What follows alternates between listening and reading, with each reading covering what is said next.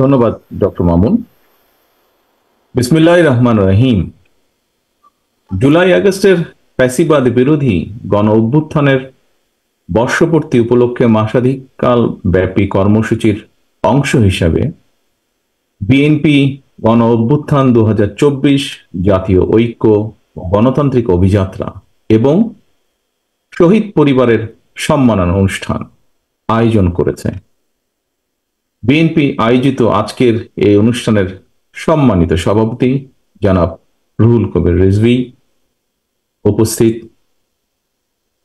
বাংলাদেশ জাতীয়তাবাদী দলের সম্মানিত মহাসচিব জনাব মির্জা ফখরুল ইসলাম আলমগীর, স্থায়ী কমিটির সম্মানিত সদস্য নেতৃবৃন্দ এবং ফ্যাসিবাদ বিরোধী রাজপথের আন্দোলনের সহকর্মী বিভিন্ন রাজনৈতিক দলের নেতৃবৃন্দ, বিভিন্ন রাজনৈতিক দল থেকে আগত জাতীয় নেতৃবৃন্দ, শিক্ষক, সাংবাদিক, বুদ্ধিজীবী, বিভিন্ন শ্রেণী, পেশা এবং সিভিল সোসাইটির সম্মানিত প্রতিনিধিগণ, বিশেষ করে ফ্যাসিবাদী বিরোধী আন্দোলনের হাজারো শহীদ এবং হতাহতদের বাবা মা, আত্মীয় স্বজন, প্রিয়জন যারা এখানে উপস্থিত হয়েছেন, আপনারা আমার আন্তরিক শুভেচ্ছা এবং সালাম গ্রহণ করুন।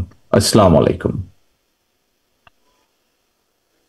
আজকের এই অনুষ্ঠানে আমি আমার বক্তব্যের শুরুতেই 52-এর ভাষা আন্দোলন থেকে শুরু করে বাংলাদেশের স্বাধীনতা এবং মুক্তিযুদ্ধ, স্বৈরাচার এবং ফ্যাসিবাদ বিরোধী আন্দোলনের শহীদদের প্রতি জানাই গভীর শ্রদ্ধা। একই সঙ্গে দেশের গণতান্ত্রিকামী জনগণকে অভিনন্দন জানাই। গুম, খুন, অপহরণ, জেল, জুলুম, হুলিয়া, হামলা, মামলা, ভয় কোনো কিছুই যাদেরকে গণতন্ত্র পুনরুদ্ধারের আন্দোলন থেকে বিচ্যুত রাখতে পারেনি। শহীদ পরিবারের সম্মানিত সদস্যবৃন্দ, 2024 সালের 5ই আগস্ট ফ্যাসিস্ট পলায়নের পরক্ষণে আমার দেওয়া প্রথম বক্তব্যে আমি শহীদ পরিবারের মায়েদের এবং সন্তান স্বজনদের প্রতি গভীর শ্রদ্ধা জানিয়ে কয়েকটি কথা বলেছিলাম। ফ্যাসিস্ট পতনের বছর পূর্তি এই অনুষ্ঠানে শহীদ পরিবারের সদস্যদের সম্মানে আমি আবারও খুব সংক্ষেপে আমার 5ই আগস্টের দেওয়া 1 বছর আগে সেই বক্তব্যটির দু একটি কথা উল্লেখ করতে চাই।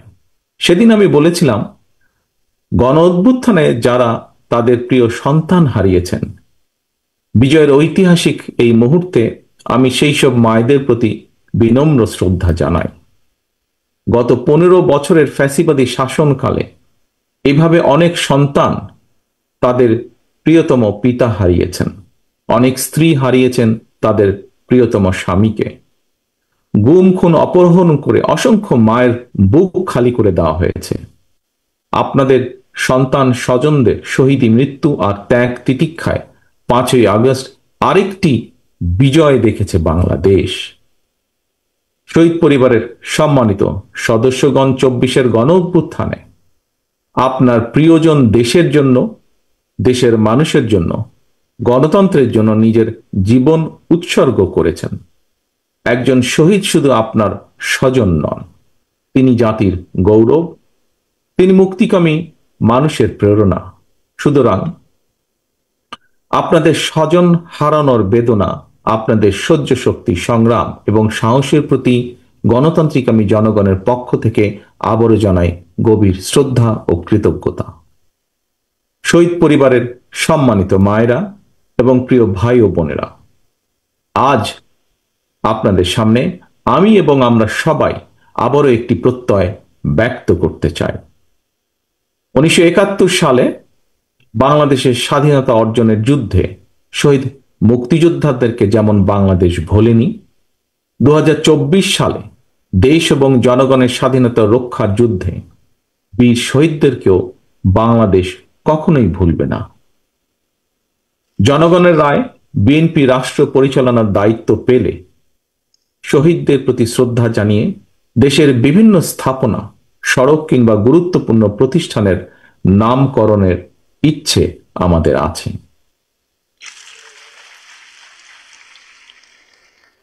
প্রিয় সম্মানিত উপস্থিতিবৃন্দ, এতক্ষণ আলোচনায় ফ্যাসিবাদ বিরোধী দীর্ঘ আন্দোলন সংগ্রামের পূর্বাপর, জনগণের আত্মত্যাগ এবং বর্তমানের করণীয় সহ নানা বিষয় সম্মানিত আলোচকগণ বিস্তারিত বক্তব্য বা তাদের মতামত উপস্থাপন করেছেন।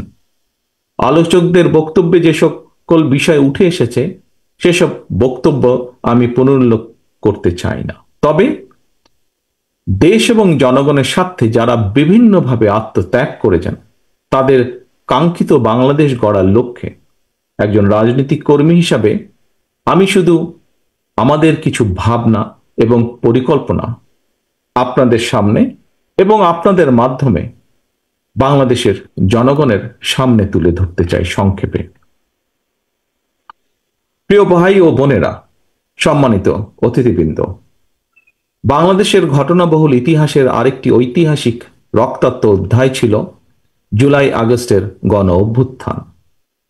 দীর্ঘ ১.৫ দশকেরও বেশি সময় ধরে দেশ এবং জনগণের উপর চেপে বসা ফ্যাসিবাদ বিরোধী এই আন্দোলনে অসংখ্য মানুষ শহীদ হয়েছেন।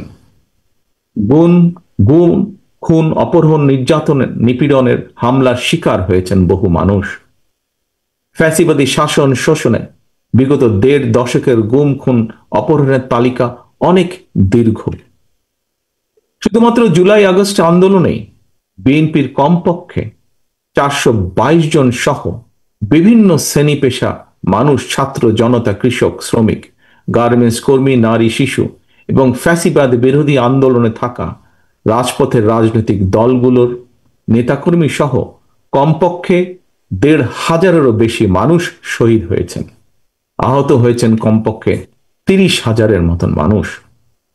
এর মধ্যে চোখ কিংবা হাত পা অঙ্গ প্রত্যঙ্গ হারিয়ে ১,০০০-এরও বেশি মানুষ চিরতরে অন্ধত্ব কিংবা পঙ্গুত্ব বরণ করেছেন।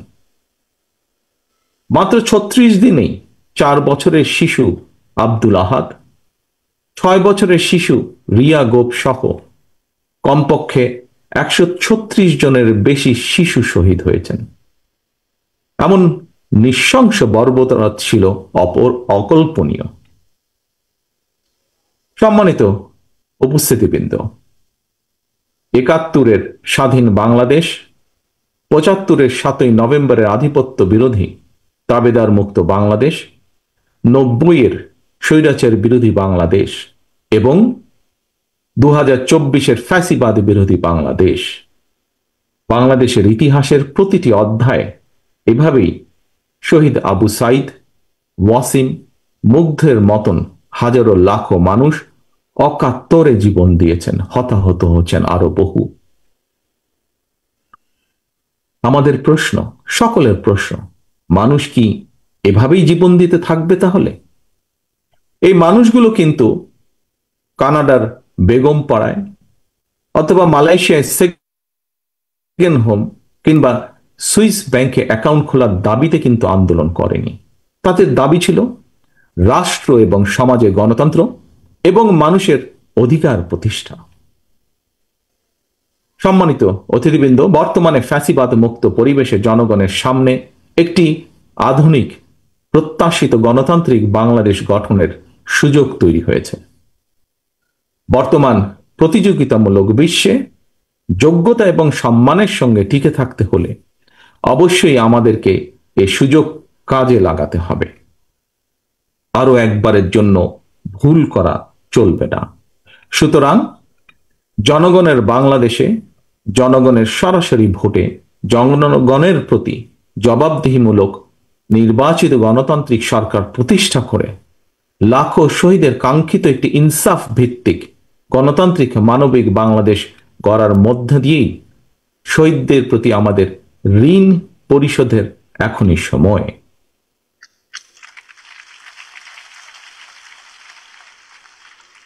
সম্মানিত উপস্থিতিবৃন্দ, একটি দেশের জন্য ৫৪ বছর কম সময় নয়। এই দীর্ঘ সময় জনগণের ত্যাগ, গৌরব, বিজয় আর নানা উত্থান পতনের ইতিহাস আমরা ভুলে যেতে চাই না। তবে